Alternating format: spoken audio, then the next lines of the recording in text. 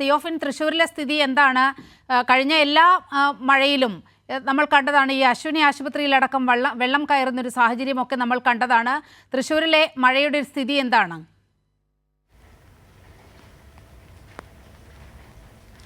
നീലിമ സൂചിപ്പിച്ചതുപോലെ അത്രയും ശക്തമായ മഴ എന്തായാലും തൃശ്ശൂരിലില്ല. തൃശ്ശൂരിലെ ജനവാസ മേഖലകളിലൊന്നും വലിയ മഴ ഇല്ല. ഉച്ചവരെ കാര്യമായ മഴ എവിടെയും ഉണ്ടായിരുന്നില്ല. ഉച്ചയ്ക്ക് ശേഷമാണ് ചെറിയ തോതിൽ ഇടവിട്ടുള്ള മഴ ഉണ്ടായത്. പക്ഷേ തൃശ്ശൂരിനെ സംബന്ധിച്ച് തൃശ്ശൂരിൽ പെരിങ്ങൽകുത്ത് ഡാം തുറന്ന സാഹചര്യമുണ്ടായിരുന്നു. കാരണം രാത്രി ഡാമിൻ്റെ വൃഷ്ടി പ്രദേശങ്ങളിൽ ശക്തമായ മഴ ലഭിച്ചു. തൃശ്ശൂർ ജില്ലയുടെ കിഴക്കൻ അതിർത്തി മേഖലകളിൽ തമിഴ്നാടിനോട് അതിർത്തി പങ്കിടുന്ന പ്രദേശങ്ങളിൽ ശക്തമായ മഴയുണ്ടായതിനെ തുടർന്ന് ഡാമിലേക്ക് വെള്ളം ഒഴുകിയെത്തുകയും ഡാമിൻ്റെ സംഭരണ പരിധിയിലേക്ക് എത്തിയതിനെ തുടർന്ന് 424 മീറ്ററിലേക്ക് ജലനിരപ്പ് എത്തിയതിനെ തുടർന്ന് ഇന്ന് ഉച്ചയ്ക്ക് 12 മണിയോടുകൂടി ഡാമിൻ്റെ 2 ഷട്ടറുകൾ ഒരടി വീതം തുറന്നുവിട്ടു.